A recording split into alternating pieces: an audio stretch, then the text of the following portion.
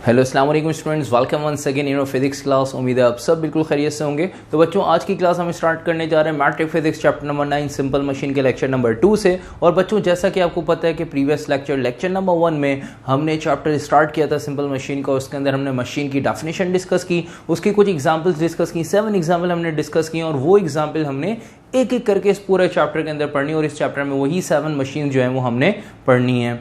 तो बच्चों, आज की क्लास में हम स्टार्ट करेंगे फर्स्ट मशीन से पुली। लेकिन हमने 7 मशीन की जो एग्जाम्पल प्रीवियस क्लास में डिस्कस की, उसके बाद हमने प्रीवियस क्लास में मशीन के कुछ एडवांटेजेस डिस्कस किए थे, और फिर हमने कुछ बेसिक डेफिनेशन, बेसिक टर्मिनोलॉजीज जो इस पूरे चैप्टर में यूज होंगी उनकी डेफिनेशन हमने डिस्कस की, जिसके अंदर load, effort, input, output, efficiency, mechanical advantage, ये सारी चीजें जो हमने प्रीवियस क्लास में डिस्कस कर ली थी।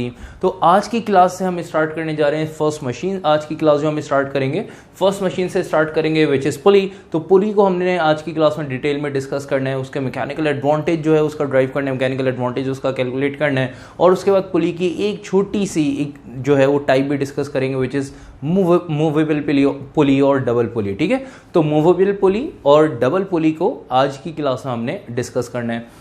तो बच्चों, पुली से स्टार्ट करते हैं। तो जल्दी से रजिस्टर ओपन कर लीजिएगा, जहां आपने प्रीवियस लेक्चर नोट किया था उसी के आगे हेडिंग डाल दिएगा फर्स्ट मशीन विच इज पुली। तो पुली की पहले तो हम यहाँ पे डायग्राम डिस्कस करते हैं। ठीक है, पुली को डिस्कस करेंगे, उसकी डायग्राम डिस्कस करेंगे। आप लोगों ने भी डायग्राम बनानी है, क्योंकि मैकेनिकल एडवांटेज जब आपके पास ड्राइव करने के लिए आएगा तो आपको डायग्राम लाजमी बनानी होगी। ठीक है, तो बच्चों, पुली की अगर बात करें तो पुली क्या है, बेसिकली एक कॉम्बिनेशन, एक मशीन है, ठीक है, जो कि लोड को लिफ्ट करने के लिए यूज होती है। ठीक है, हैवी लोड को लिफ्ट करने के लिए जो मशीन यूज होती है विच इज पुली। और पुली में होता क्या है, इसका किन चीज़ों का कॉम्बिनेशन है, इसके अंदर एक व्हील बेटा यूज होता है। आप देख सकते हैं एक व्हील यूज होता है, और व्हील के ऊपर एक बेल्ट जारी होती है, जिसको आप स्ट्रिंग भी कह सकते हैं, बेल्ट भी कह सकते हैं। ठीक है, तो व्हील जो है वो कनेक्ट होता है रूफ से।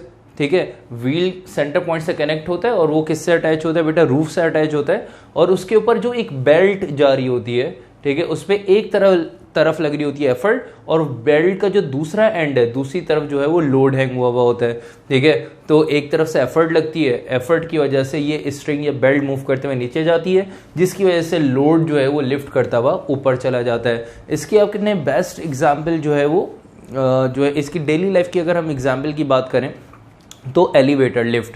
ठीक है, जिसमें आप देखते हैं कि एक तरफ बूथ होता है और एक तरफ जो है वो उस वायर जो है वो स्ट्रिंग या बेल्ट जो ऊपर से जारी होती है, और दूसरी तरफ हैवी वेट्स होते हैं। अगर आप कभी आपने ऑब्जर्व किया हो तो एक तरफ जब लिफ्ट का बूथ मूव करते ऊपर जा रहा होता है, ठीक है, तो ऊपर से जो हैवी लोड है वो मूव करते हुए नीचे आ रहे होते हैं।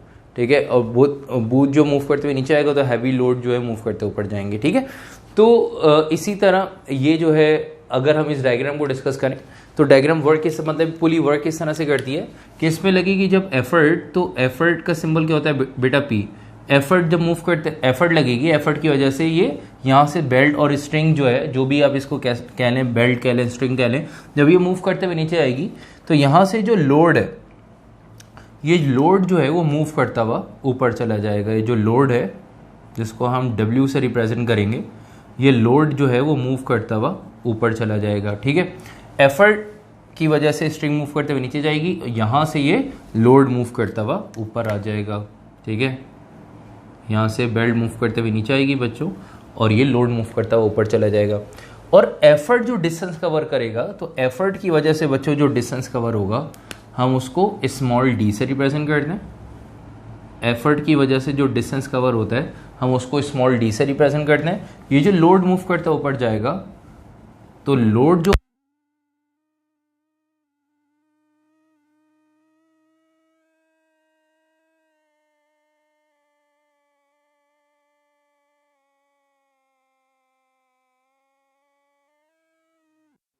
ठीक है, और लोड जो है जिसको हमने W से रिप्रेजेंट किया, जब लोड मूव करते हुए ऊपर जाएगा तो लोड जो हाइट कवर करेगा उसको हमने किससे रिप्रेजेंट कर दिया, लोड जो डिस्टेंस कवर करेगा उसको हमने distance cover by the load को हमने H से, स्मॉल h से रिप्रेजेंट कर दिया। तो बच्चों, पुली का कॉन्सेप्ट आपको समझ में आ गया होगा, हैवी लोड को लिफ्ट करने के लिए यूज होती है। ठीक है, तो अब जल्दी से इसकी डायग्राम बना लें, फिर हम चलते हैं इसकी डेफिनेशन की तरफ। इसकी डेफिनेशन लिखेंगे और उसके बाद फिर इसका मैकेनिकल एडवांटेज जो है वो हम ड्राइव करेंगे।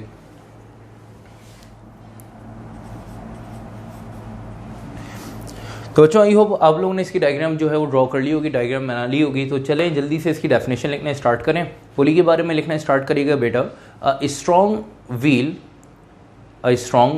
Wheel which is fixed from mid point, a strong wheel which is fixed from mid point and a belt और string which is fixed from midpoint and a belt or a string passes over the wheel to lift the heavy load easily, and a belt or a string passes over the wheel to lift the heavy load easily। ठीक है बेटा, definition I hope आप लोगों ने लिख ली होगी। अब चलें जल्दी से हेडिंग डाल दीजिएगा मैकेनिकल एडवांटेज ऑफ पुली की। तो पुली का मैकेनिकल एडवांटेज जो है वो हम ड्राइव करने जा रहे हैं।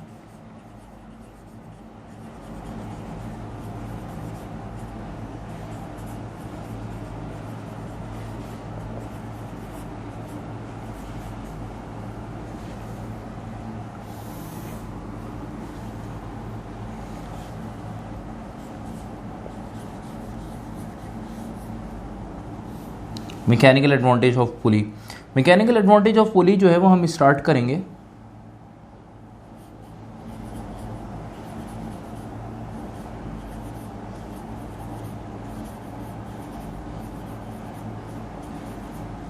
For an ideal machine, ideal machine की इक्वेजन से। और आइडियल मशीन की जो इक्वेजन है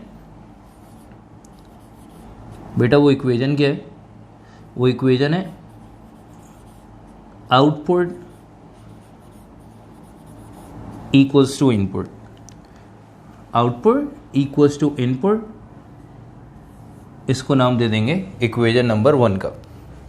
ठीक है, तो मैकेनिकल एडवांटेज ऑफ पुली की आप लोगों ने हेडिंग डालनी है। उसके अंदर जो मैकेनिकल एडवांटेज हम ड्राइव करने जा रहे हैं वो किससे स्टार्ट करेंगे ड्राइव करना? For an ideal machine, ideal machine की इक्वेजन से। और आइडियल मशीन के अकॉर्डिंग में हमने डिस्कस किया था कि आइडियल मशीन की जिसकी एफिशिएंसी जो 100% होती है उसके अंदर आउटपुट और इनपुट बराबर होता है। हम प्रीवियस क्लास में डिस्कस कर चुके हैं। तो आउटपुट जो है बराबर है इनपुट के, आइडियल मशीन के अकॉर्डिंग हमने इक्वेजन बना ली। अब आउटपुट और इनपुट की वैल्यू पुली की हमने कैलकुलेट करनी है और इस इक्वेजन में पुट करके इसका मैकेनिकल एडवांटेज जो है वो ड्राइव करना है। तो अब आउटपुट और इनपुट कैलकुलेट करते हैं कि करके। तो सबसे पहले हम बात कर लेते हैं यहाँ पे आउटपुट की। तो हम यहाँ पे लिख देंगे फॉर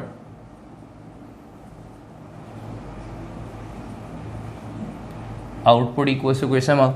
तो आउटपुट के लिए आउटपुट कैलकुलेट करने जा रहे हैं तो आउटपुट का फॉर्मूला पता होना चाहिए। तो प्रीवियस क्लास में हमने आउटपुट का फॉर्मूला लिख लिया था कि आउटपुट जो बराबर होता है, आउटपुट बराबर होता है कि load multiply by distance covered by the load. तो बेटा आउटपुट का हमने फॉर्मूला लिख लिया। अब इसके अंदर वैल्यूज पुट करेंगे। तो आउटपुट की वैल्यू हम क्या बना लेंगे? Output equals to according to the diagram load क्या है बेटा? W। और लोड की वजह से जो डिस्टेंस कवर हो रहा है, लोड जो डिस्टेंस कवर कर रहा है उसको हम किससे रिप्रेजेंट कर रहे हैं? H से। तो लोड की जगह आ जाएगा बेटा W और distance covered by the load की जगह क्या आ जाएगा? H। तो बच्चों आउटपुट का फॉर्मूला हमारे पास आ जाएगा W इंटू H। ठीक है, ये हमने आउटपुट कैलकुलेट कर लिया। अब हम बात करते हैं किसकी बच्चों? इनपुट की। अगर हम इनपुट की बात करें तो हम यहाँ पे लिख देंगे कि हम इनपुट कैलकुलेट करने जा रहे हैं for input equal to question mark. तो इनपुट का फॉर्मूला यहाँ पे हम पुट करेंगे। इनपुट का फॉर्मूला है इनपुट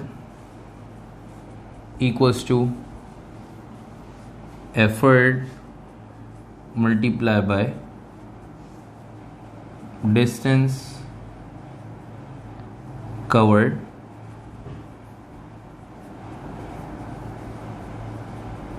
बाय द एफर्ट। अब यहाँ पे इनको सिंबल्स में लिखें तो इनपुट की value according to the diagram क्या बन जाएगी? इनपुट इक्वल्स टू एफर्ट की जगह आ जाएगा बेटा P according to the diagram. Effort को हम किससे रिप्रेजेंट कर रहे हैं? P से। और एफर्ट जो डिस्टेंस कवर कर रही है, एफर्ट की वजह से जो डिस्टेंस कवर हो रहा है उसको हम किससे रिप्रेजेंट कर रहे हैं बेटा? Small d। तो इनपुट का जो फॉर्मूला हमारे पास बन जाएगा वो फॉर्मूला क्या आ जाएगा इनपुट का? Input equals to P multiply by D। ठीक है बच्चों, तो ये हमने आउटपुट कैलकुलेट किया, फिर हमने इनपुट कैलकुलेट कर लिया। जब हमने आउटपुट और इनपुट दोनों कैलकुलेट कर लिए तो अब इन दोनों वैल्यूज को उठा के इक्वेशन नंबर 1 में पुट कर देंगे। तो यहाँ पे वर्डिंग लिख देंगे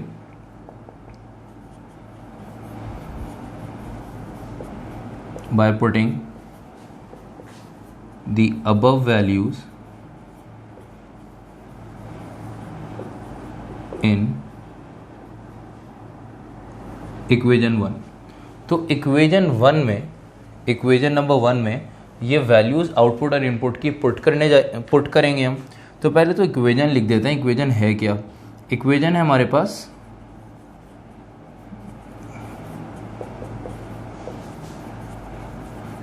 आउटपुट इक्वल्स टू इनपुट। ये इक्वेशन नंबर 1 लिख दी। तो बच्चों आउटपुट की जगह आउटपुट की वैल्यू आ जाएगी। आउटपुट की वैल्यू आ गई W इंटू एच। इनपुट की जगह इनपुट की वैल्यू आ जाएगी P मल्टीप्लाई बाय D। ठीक है, इसके बाद हमने मैकेनिकल एडवांटेज यहाँ पे ड्राइव करना है। ठीक है, पुली का। तो साइड में रेफरेंस दे देंगे कि मैकेनिकल एडवांटेज जो है, ठीक है, ये हमने लास्ट क्लास में मैकेनिकल एडवांटेज का फॉर्मूला पढ़ा था कि मैकेनिकल एडवांटेज बराबर होता है किसके? लोड अपॉन एफर्ट के, W अपॉन P। तो मैकेनिकल एडवांटेज ड्राइव करना है तो उसके लिए आपको ये वाला रिलेशन बनाना होगा, W अपॉन P। ठीक है, W को P के बराबर लेके आना होगा। तो यहाँ पे आप ज़रा देखें कि W ये रहा, P मल्टीप्लाई हो रहा है, नीचे आके क्या हो जाएगा? डिवाइड। ठीक है, तो W अपॉन P बनाना है तो यहाँ पे H मल्टीप्लाई हो रहा है, इसको दूसरी तरफ लेके चले जाएंगे। H यहाँ पे मल्टीप्लाई हो रहा है, दूसरी तरफ जाके क्या हो जाएगा? डिवाइड हो जाएगा। तो जब P को नीचे ला के W से डिवाइड करेंगे तो बन जाएगा W upon P equals to H को नीचे लेके जाएंगे और D से डिवाइड करेंगे तो बन जाएगा D अपॉन H। तो W upon P equals to D upon H। अब ये जो W अपॉन P है इसकी जगह हम MA, W अपॉन P क्या है? Load upon effort. और लोड अपॉन एफर्ट किसके बराबर होता है बेटा? मैकेनिकल एडवांटेज के बराबर होता है। तो W अपॉन P की जगह हम मैकेनिकल एडवांटेज मतलब MA पुट कर देंगे। तो W अपॉन P की जगह आ जाएगा, इसी के नीचे आप लिख दिएगा MA। ठीक है, और ये D upon H as it is. तो मैकेनिकल एडवांटेज हमारे पास पुली का ड्राइव हो गया। ठीक है भाई, तो हमने इसके नीचे मेरे पास जगह कम थी तो मैंने साइड में करके लिख दिया। तो आप लोग इसी के नीचे लिखेंगे W अपॉन P की जगह MA मैकेनिकल एडवांटेज लिख देंगे और D upon H as it is. तो आपके पास यहाँ पे पुली का मैकेनिकल एडवांटेज आ गया। आप देख सकते हैं हमने पुली का मैकेनिकल एडवांटेज यहाँ पे कैलकुलेट कर लिया, ड्राइव कर लिया। MA is equal to D upon H। अब पेपर में आपके पास सवाल आ सकता है डिफाइन पुली। ठीक है, and also drive it's mechanical advantage. तो आपने पुली को डिफाइन करना होगा और इसका पूरा मैकेनिकल एडवांटेज ड्राइव करना होगा। जब पुली को बेटा आप डिफाइन करेंगे, इसका पूरा मैकेनिकल एडवांटेज जो है वो आप ड्राइव करेंगे, तो बेटा मैकेनिकल एडवांटेज से पहले आप डायग्राम लाजमी बनाएंगे। पहले पुली की हेडिंग डाल के डायग्राम बनाएं, डेफिनेशन लिख के फिर उसका मैकेनिकल एडवांटेज ड्राइव करें। और अगर आपके पास डेफिनेशन नहीं आती है, सिर्फ मैकेनिकल एडवांटेज आता है ड्राइव करने का, तब भी आप पुली की जो है वो डायग्राम लाजमी बनाएंगे। ठीक है, पुली की डायग्राम बनाएंगे, मैकेनिकल एडवांटेज ड्राइव करेंगे, भले डेफिनेशन आपकी मर्जी है लिखें या नहीं लिखें, अगर एग्जामिनर नहीं मांगता तो। अच्छा बेटा, यहाँ तक आके पुली का मैकेनिकल एडवांटेज हमने ड्राइव कर लिया। अब हम चलते हैं पुली की एक छोटी सी टाइप डिस्कस करेंगे विच इज़ डबल पुली और मूवेबल पुली। तो हेडिंग डाल दिएगा बेटा डबल पुली,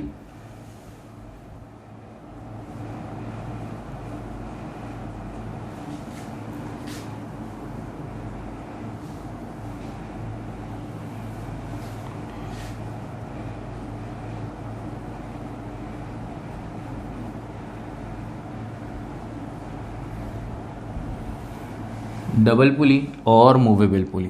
ठीक है भाई, ठीक है बच्चों, तो डबल पुली और मूवेबल पुली। अच्छा बच्चों, डबल पुली और मूवेबल पुली की अगर हम बात करें तो डबल पुली और मूवेबल पुली क्या है कि ये एक ऐसी पुली की टाइप है जिसके अंदर दो व्हील बेटा यूज होते हैं, मतलब दो पुली यूज हो रही होती है। तो दो पुली का जो कॉम्बिनेशन है वो क्या कहलाता है बेटा? डबल पुली। ठीक है, और मूवेबल पुली। मतलब इसमें होता है ये कि एक व्हील जो है या एक पुली आप ये कह लें कि रूफ से फिक्स्ड होती है और दूसरी जो पुली है, दूसरा जो व्हील है वो वर्टिकली अपवर्ड और डाउनवर्ड मूव कर रहा होता है to shift the heavy load easily, ताकि जो है वो हैवी लोड इजीली जो है वो एक पॉइंट से दूसरे पॉइंट पे शिफ्ट हो सके। इसकी बेस्ट एग्जांपल है, जैसे अगर आपने देखा होगा कि कहीं कंस्ट्रक्शन हो रही है तो कंस्ट्रक्शन में होता ही है कि जब छत डल रही होती है, ठीक है, जब छत की भराई हो रही होती है, ठीक है, जब रूफ डल रही होती है, तो उसमें होता क्या है कि एक मशीन आती है जो कि जो जितना भी या मटेरियल है उसको मिक्स करती है। मिक्स करने के बाद एक ट्रॉली, ठीक है, पूरा एक स्टैंड बना हुआ होता है, ठीक है, लोहे का, आयरन का पूरा एक स्टैंड बना होता है, तो एक ट्रॉली उसके साथ मूव करते ऊपर जाती है, ठीक है, उस स्टैंड के थ्रू, और पूरा मटेरियल ऊपर खाली करके वापस आ रही होती है। कभी भी कहीं कंस्ट्रक्शन हो रही हो तो किसी भी घर की, तो आप देख सकते हैं। तो उसमें आप ऑब्जर्व करिएगा, एक तो व्हील होता है ऊपर स्टैंड पे ऊपर फिक्स्ड होता है, ठीक है, और दूसरा व्हील जो है वो ट्रॉली में लगा होता है जो बेल्ट के थ्रू, स्ट्रिंग के थ्रू, ठीक है, उस पूरे स्टैंड से अटैच होकर वो ट्रॉली इजीली फ्रीली मूव करते ऊपर जा रही होती है, मूव करते हुए नीचे आ रही होती है, ठीक है। To shift the heavy load easily, वो नीचे से लोड लिफ्ट करते हुए ऊपर लेके जाती है, ऊपर जाके शिफ्ट करती है, वापस आ जाती है। तो ये बेस्ट एग्जाम्पल है डबल पुली और मूवेबल पुली के। तो डबल पुली और मूवेबल पुली क्या है बच्चों, एक ऐसी पुली की टाइप जिसके अंदर दो व्हील होते हैं, एक व्हील जो है वो ऊपर फिक्स्ड होता है, ठीक है, और दूसरा व्हील जो है वो मूव करते ऊपर जा रहा होता है, ऊपर से मूव करते हुए नीचे आ रहा होता है, to shift the heavy load easily, ठीक है। तो डबल पुली और मूवेबल पुली जो है इसके बारे में बच्चों लिखना स्टार्ट करें। It is a type of pulley, ठीक है, it is a type of pulley which consists of two wheel, which consist of two wheel, comma डाल के आगे लिखिएगा, one is connected with roof, ठीक है, one is connected with roof and the other is moving vertically upward or downward, and the other is moving vertically upward or downward to shift the heavy load easily, full stop, ठीक है बेटा। यहाँ तक आके double पुली movable pulley की definition complete हो गई है। इसके बाद एक छोटा सा नोट लिख लीजिएगा कि जो डबल पुली का मैकेनिकल एडवांटेज होता है वो बेटा वो 2 होता है। आपके पास एमसीक्यू में आ सकता है, the mechanical advantage of double pulley is 2, ठीक है, तो आपने 2 पे टिक करना है। तो डबल पुली का मैकेनिकल एडवांटेज होता है 2। अब आते हैं अपनी नेक्स्ट, यहाँ तक आके पुली का टॉपिक बेटा कंप्लीट हो गया। अब हम नेक्स्ट मशीन डिस्कस करने जा रहे हैं विच इज़ लिवर। तो 7 मशीन में जो हमारी नेक्स्ट मशीन है लिवर है। हेडिंग डाल दीजिएगा जल्दी से लिवर की, और लिवर को हम पहले जो है वो डिटेल में डिस्कस करेंगे, इसकी हम डेफिनेशन लिखेंगे, फिर इसका भी मैकेनिकल एडवांटेज हमने जो है ड्राइव करना है, और एंड में टाइम बचा हमारे पास, हम इसकी क्लासेज, इसकी काइंड, जिसको आप इसकी टाइप्स भी कह सकते हैं, लिवर की 3 होती हैं, उनको भी हम डिस्कस करेंगे। तो बच्चों अगर लिवर की बात करें तो लिवर क्या है, कि ऐसी डिवाइस, एक ऐसी मशीन जो कि हैवी लोड को लिफ्ट करने के लिए यूज़ होती है। तो लिवर और पुली का जो आप ये कह सकते हैं जो यूज़ है, ठीक है, ऑलमोस्ट एक है, ठीक है। इसमें पुली में भी क्या होता है, to lift the heavy load, ठीक है। लिवर में भी क्या हो रहा होता है, to lift the heavy load. तो हैवी लोड को लिफ्ट करने के लिए जो हम डिवाइस यूज करते हैं, एक वो पुली है और दूसरी कौन सी है बेटा, लिवर। तो लिवर और पुली के इनफैक्ट के मैकेनिकल एडवांटेज भी जो आप ड्राइव करेंगे वो यही आएगा, सेम है। तो दोनों का इत्तेफाक है कि मैकेनिकल यूज भी सेम है, मैकेनिकल एडवांटेज भी दोनों का क्या है बेटा, बिल्कुल सेम है। तो लिवर की पहले हम चलते हैं डायग्राम बनाते हैं, डायग्राम बनाने के बाद जो है फिर हम इसकी डेफिनेशन लिखेंगे, फिर इसका भी मैकेनिकल एडवांटेज जो है वो हम ड्राइव करेंगे। तो चलते हैं, अब इसकी बनाते हैं हम डायग्राम। ज़रा देख लीजिएगा कि एक जो है हमारे पास एक रिजिड बार है, ठीक है, और उसको जो है हमने सेंटर पॉइंट से कनेक्ट किया हुआ है, सस्पेंड किया हुआ है। तो ये जो है वो हमारा है पॉइंट ऑफ सस्पेंशन, ये है हमारा पॉइंट ऑफ सस्पेंशन, और पॉइंट ऑफ सस्पेंशन को हम फलक्रम भी कह सकते हैं। तो पॉइंट ऑफ सस्पेंशन क्या है, ठीक है, फलक्रम क्या है बच्चों, एक ही बात है। अब यहां पे लेवर के एक साइड पे रखा हुआ है लोड,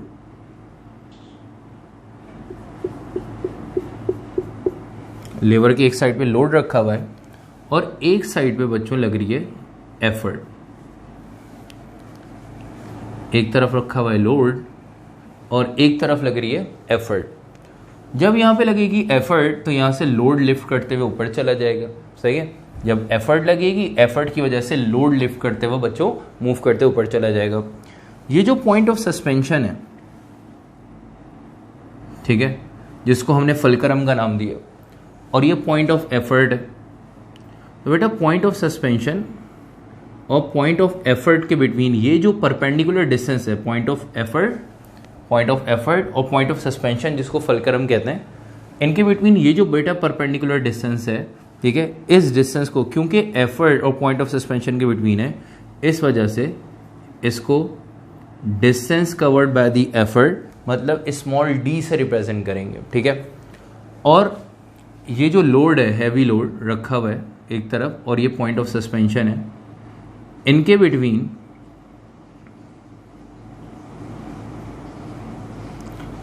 ये जो डिस्टेंस है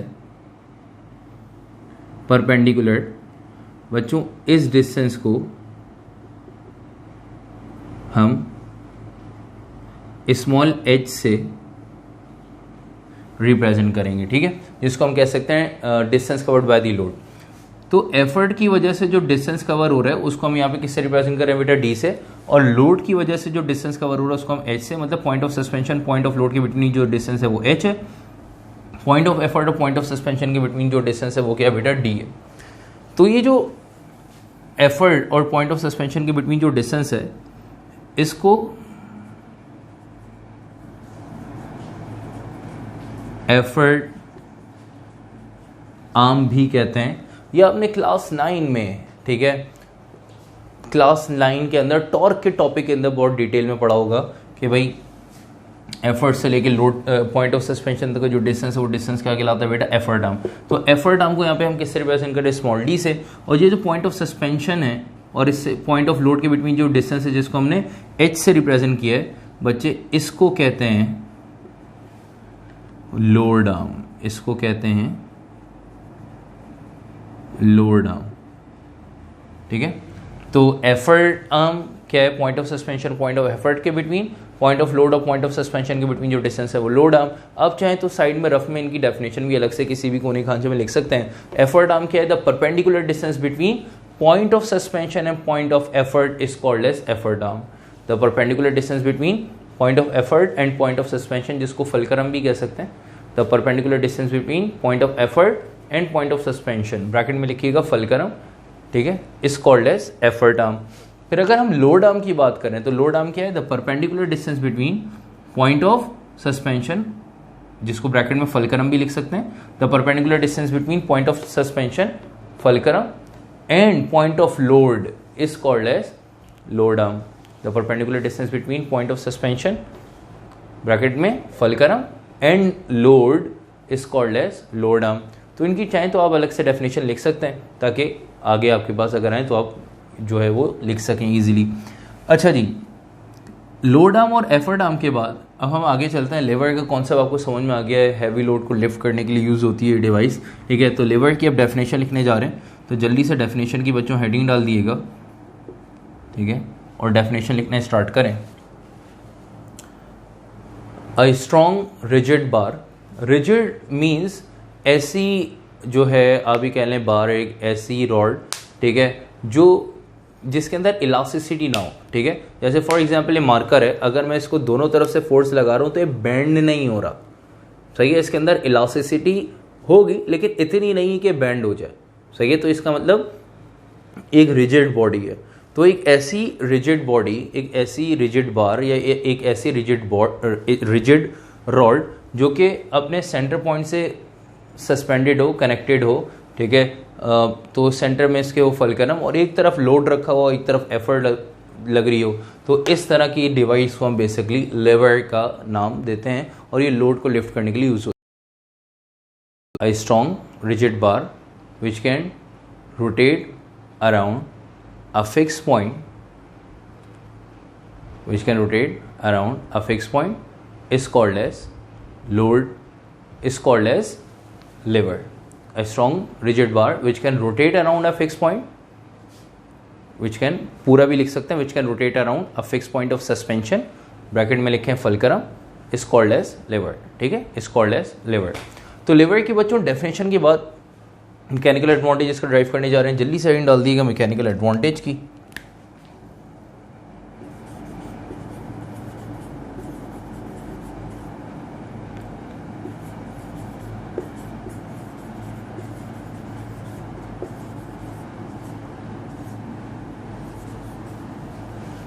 mechanical advantage of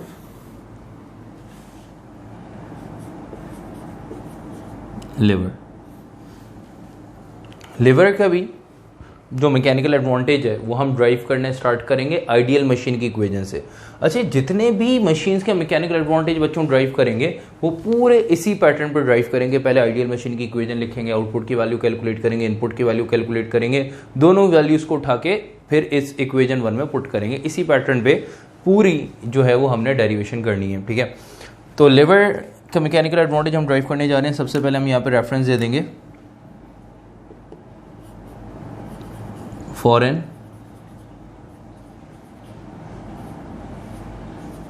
ideal machine, for an ideal machine output equals to input.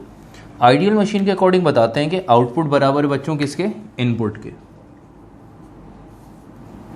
Ideal machine के अकॉर्डिंग बताते हैं आउटपुट बराबर इनपुट के। इसको हमने नाम दे दिया इक्वेशन 1 का।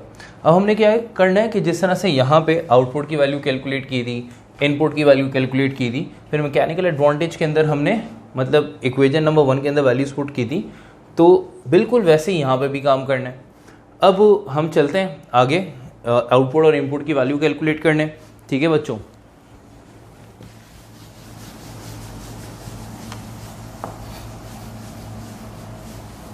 अच्छा, बस एक चीज़ देख लें यहाँ पे, फिर हम आगे चलते हैं। वो ये कि भाई यहाँ पे जो लोड है वो W है, एफर्ट जो है वो P है, ठीक है। Load arm distance covered by the load H है, distance covered by the load distance covered by the effort D है। बिल्कुल पुली में भी अगर आप देखें तो लोड क्या है बेटा, W, ठीक है। एफर्ट P है, डिस्टेंस कवर्ड बाय दी जो लोड था वो H है, distance covered by the effort D है, ठीक है। तो इसका मतलब यहाँ पे लोड की जगह W, distance covered by the load की जगह H आ रहा था पुली में। तो बिल्कुल इसी तरह से आप देख सकते हैं लोड यहाँ पे W है, distance covered by the load H है, तो यहाँ पे बिल्कुल सिंबल्स भी सेम है, load arm effort arm same है। तो जैसा कि आपको पहले मैंने बताया था कि पुली और लेवर का मैकेनिकल एडवांटेज सेम है, तो इसका मैकेनिकल एडवांटेज भी बिल्कुल एक ही पैटर्न पे जो है वो ड्राइव होगा, ठीक है। तो चलते हैं इसका मैकेनिकल एडवांटेज फर्दर आगे ड्राइव करने। तो ये सारी चीज़ें आपको इस वजह से बता रहा था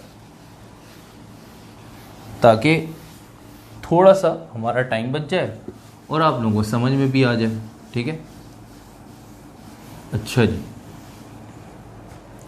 तो अब ज़रा देखिएगा, अब हमने क्या करना है, आइडियल मशीन के अकॉर्डिंग इनपुट और आउटपुट लिख दिया। For an ideal machine output बराबर इनपुट के। पहले आउटपुट कैलकुलेट करेंगे, इनपुट कैलकुलेट करेंगे, फिर दोनों को इक्वेशन 1 में पुट करेंगे। मैं अलग से करके नहीं दिखा रहा, क्यों? क्योंकि ज़रा देखिएगा, आउटपुट की बात करते हैं, देखें ये कैलकुलेट हुआ हुआ, ठीक है। तो आपने इसके आगे यहीं से कॉपी करना है, सही है, क्योंकि अलग से मैं करवाऊंगा वो भी यही है, तो हुआ हुआ है तो टाइम बचा लेते हैं। कि फॉर एन सबसे पहले हम बात करते हैं आउटपुट की। तो आउटपुट ये देखें, हमने लिख दिया for output equals to question mark. Output calculate करने फॉर्मूला क्या है, load multiply by distance covered by the load. यहाँ पे लोड W है और distance covered by the load क्या है, H। तो load W, distance covered by the load क्या है बच्चों, H आ गया, ठीक है। तो आउटपुट की वैल्यू आ गई लेवर की W मल्टीप्लाई बाय जो पुली की थी वही सेम, क्योंकि यहाँ पे सिंबल्स भी सेम है, ठीक है। फिर इसी तरह अगर हम बात करते हैं इनपुट की, तो हमने लिख दिया for input equal to question mark. Input का formula effort multiply by distance covered by the effort. Effort क्या बेटा, P, distance covered by the effort D है। एफर्ट की जगह P आ गया, distance covered by the effort की जगह आ गया D। ये आपके पास इनपुट की वैल्यू आ गई। फिर हमने क्या करा, आउटपुट और इनपुट की वैल्यू को इक्वेशन नंबर 1 में पुट कर दिया। तो यहाँ पे लिख देंगे by putting the above values in equation number 1।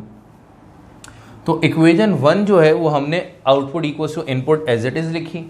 Output की जगह आउटपुट की वैल्यू पुट की W मल्टीप्लाई बाय H। इनपुट की जगह इनपुट की वैल्यू पुट की बेटा P मल्टीप्लाई बाय D।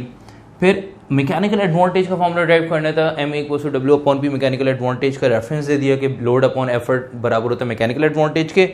तो हमने लोड अपॉन एफर्ट का रेशियो चाहिए था, तो W अपॉन P का आपको रेशियो चाहिए था, तो W यही रहने दिया। P मल्टीप्लाई हो रहा है, नीचे आके क्या हो गया डिवाइड, और H यहाँ पे बेटा मल्टीप्लाई हो रहा है, दूसरी तरफ जाके क्या हो जाएगा डिवाइड। तो ये बन गया P जब नीचे आ गया तो W अपॉन P। H यहाँ से नीचे दूसरी तरफ ले गए तो क्या बन गया D अपॉन H।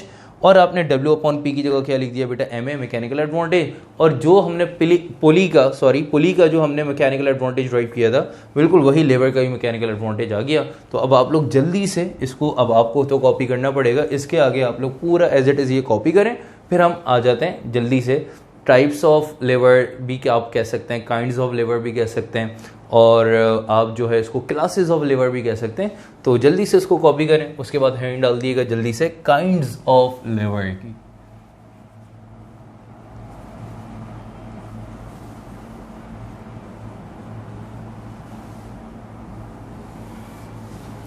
अच्छा बेटा, 3 काइंड्स हैं, 3 क्लासेस हैं, जो 3 टाइप्स हैं आप ये कह लें। तो फर्स्ट काइंड ऑफ लिवर की बात करते हैं सबसे पहले।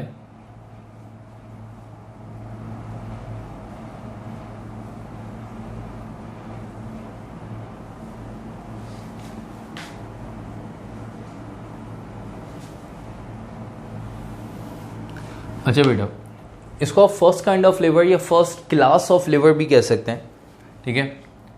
फर्स्ट काइंड ऑफ लिवर या फर्स्ट क्लास ऑफ लिवर की बात करें तो इसमें क्या है कि जो लोड है, पहले डायग्राम हम बना लेते हैं।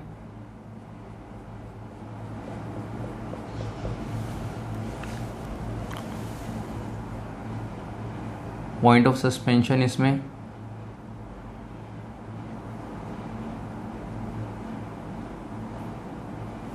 सेंटर में होता है, एक तरफ इसके होता है लोड,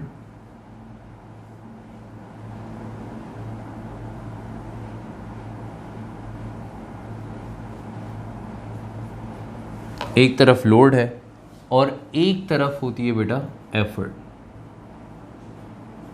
एक तरफ एफर्ट है, एक तरफ लोड है, और बीच में सेंटर में क्या है बेटा, पॉइंट ऑफ सस्पेंशन, जिसको फलक्रम भी कहते हैं, ठीक है। तो हम यहाँ पे बात करें फर्स्ट काइंड ऑफ लिवर की। फर्स्ट काइंड ऑफ लिवर की यहाँ पे मैंने बना लिया डायग्राम, जिसके अंदर लोड जो है बेटा एक कॉर्नर पे, एफर्ट एक कॉर्नर पे, और सेंटर में पॉइंट ऑफ सस्पेंशन, जिसको फलक्रम भी कहते हैं। इस तरह के लिवर को हम first class of liver, first kind of liver या फर्स्ट टाइप ऑफ लिवर का नाम देते हैं। इसमें क्या होता है, लोड एक कॉर्नर पे, एफर्ट एक कॉर्नर पे, सेंटर में पॉइंट ऑफ सस्पेंशन होता है, ठीक है। बॉडी जो है वो बैलेंस रहती है, एक तरफ से एफर्ट लगती है, एक तरफ लोड रखा हुआ होता है। जिस तरह की इसकी एग्जांपल है बेटा सी सॉ की अगर आपको एग्जांपल बताओ कि सेंटर पॉइंट जो है वो सी सॉ सेंटर से सस्पेंडेड है, एक तरफ लोड है, एक तरफ एफर्ट लगी है, दोनों तरफ लोड है, दोनों तरफ एफर्ट है, ठीक है।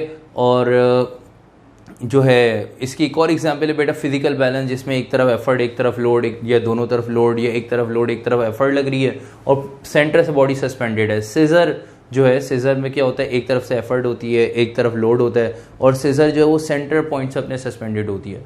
तो कोई भी बॉडी अगर सेंटर से सस्पेंडेड हो, एक तरफ एफर्ट और एक तरफ लोड लग रही है, तो लोड हो, एक तरफ एफर्ट लग रही है, तो ये first kind of liver, first class of liver या फर्स्ट टाइप ऑफ लिवर कहलाते हैं। बेटा इसकी डायग्राम समझने के लिए ज़रूर बनाइएगा, और डायग्राम बनाने के बाद इसमें एक लाइन में इस फर्स्ट काइंड ऑफ लिवर की डेफिनेशन लिख लीजिएगा कि it is a kind of liver in which point of suspension, bracket में लिखिएगा fulcrum, point of suspension bracket में लिखे fulcrum, lies between load and effort, point of suspension fulcrum lies between load and effort, ठीक है भाई। Definition लिखने के बाद इसकी कुछ एग्जाम्पल लिख लीजिएगा।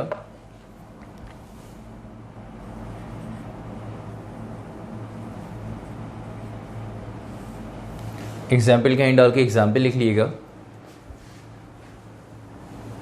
फिजिकल बैलेंस, सी सॉ, ठीक है, physical balance, SEESAW, seesaw, scissor, ठीक है, physical balance, seesaw, scissor, these are the example of first kind of liver.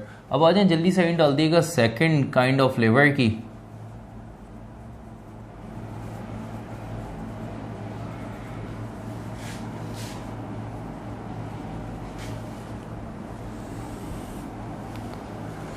Second kind of lever की बात करें तो सेकंड काइंड ऑफ लिवर में क्या चेंज है, क्या डिफरेंस है, वो ज़रा देखिएगा आप लोग और समझिएगा।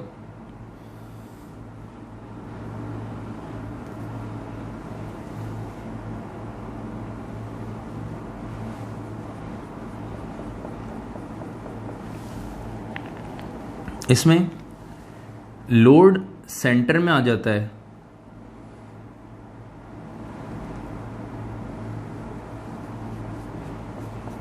लोड बेटा सेंटर में आ जाता है, एक पॉइंट पे आ जाता है point of suspension,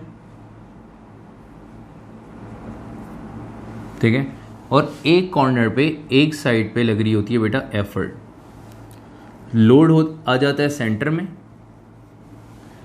point of suspension जिसको आप फलक्रम भी कह सकते हैं, फलक्रम भी कहते हैं, ठीक है, वो एक कॉर्नर पे, सेंटर में है बेटा लोड, एक कॉर्नर पे पॉइंट ऑफ सस्पेंशन या फलक्रम, और एक पॉइंट पर है एफर्ट। अच्छा, तो अब यहाँ पे अगर हम बात करें सेकंड काइंड ऑफ लीवर की एग्जांपल क्या है बेटा, सेकंड काइंड ऑफ लीवर जो है उसकी बेस्ट एग्जांपल है डोर। डोर की बात करें तो डोर जो है वो बेटा एक पॉइंट से सस्पेंडेड होता है, एक पॉइंट से डोर सस्पेंडेड होता है, उसका पूरा लोड, भाई किसी बॉडी का पूरा वेट जो है पूरा लोड कहाँ एक करेगा, बॉडी के सेंटर पे, तो डोर का लोड भी कहाँ एक करेगा, सेंटर में। और डोर ओपन करने के लिए हम सेंटर से तो नहीं, डोर ओपन करने के लिए हम कॉर्नर पे फोर्स लगाते हैं। तो एक कॉर्नर पे फोर्स लग रही है, एक कॉर्नर पे फोर्स लग रही है, तो जो डोर को ओपन कर रही है एक तरफ, मतलब फोर्स जो लग रही है वो एफर्ट है, सेंटर पॉइंट पे जो लोड है, सेंटर पॉइंट पे लोड है, एक पॉइंट से सस्पेंडेड है लोड, ठीक है, और एक पॉइंट पे जो है वो एफर्ट लग रही है, ठीक है।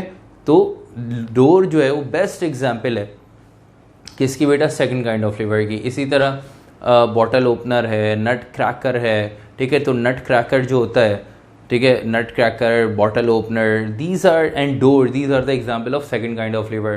तो सेकंड काइंड ऑफ लीवर के बारे में पहले एक लाइन में लिख लें, सेकंड काइंड ऑफ लीवर है क्या, कि it is a kind of lever in which load lies between LIES, load lies between point of suspension and effort.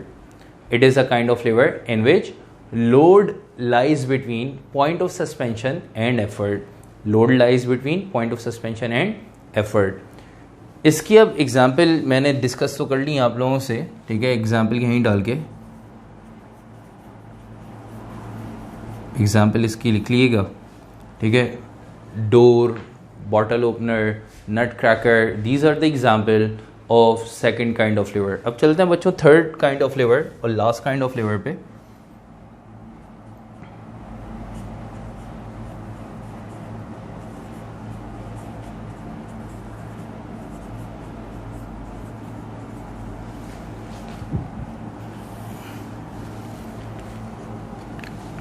बेटा थर्ड काइंड ऑफ लीवर की बात करें तो इसमें चेंज क्या है वो ज़रा समझिएगा।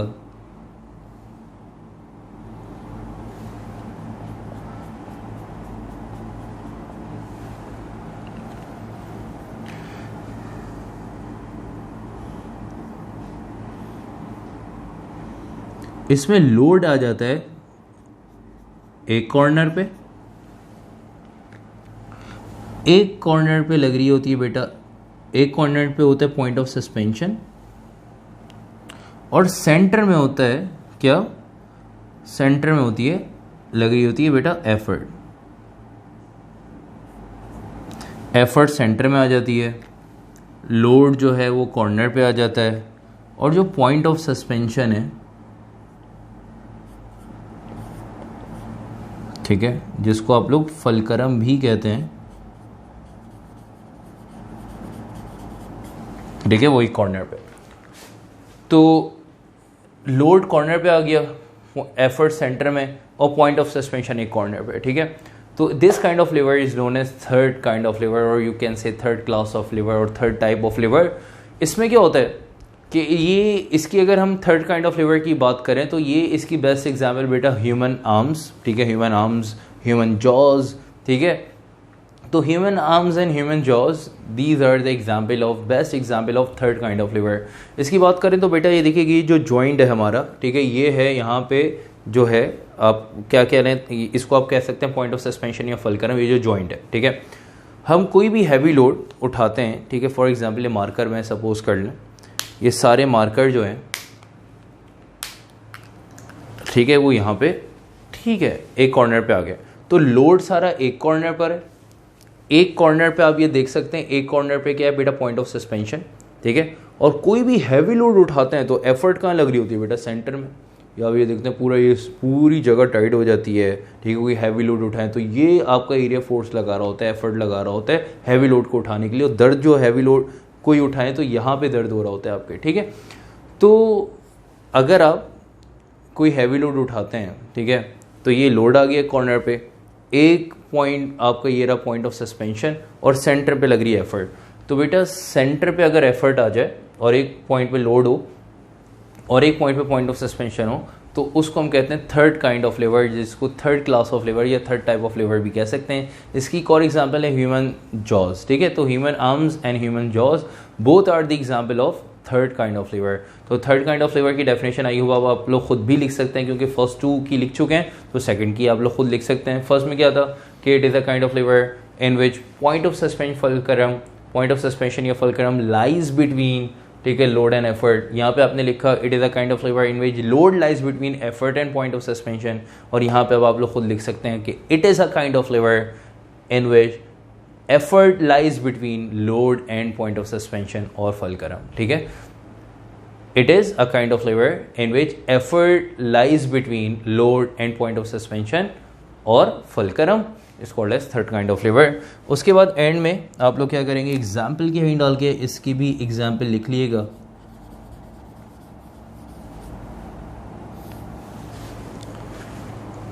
ह्यूमन आर्म्स, एग्जाम्पल की हिंट डाल के एग्जाम्पल लिख लें, human arms and human jaws both are the example of third kind of lever, ठीक है बच्चों।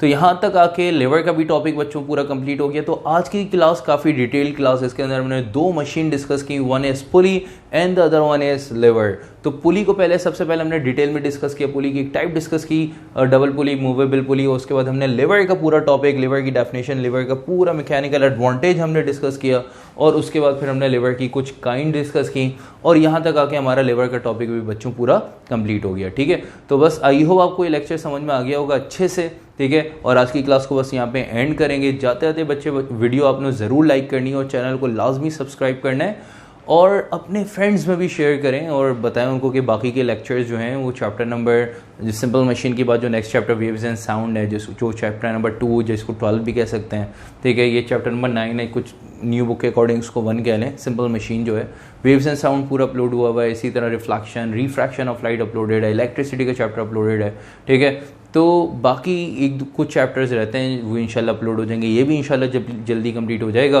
तो अपने फ्रेंड्स में इसको शेयर करें, उनको बताएं, ताकि जो है वो आपके साथ साथ वो भी तैयारी कर सकें अच्छे से।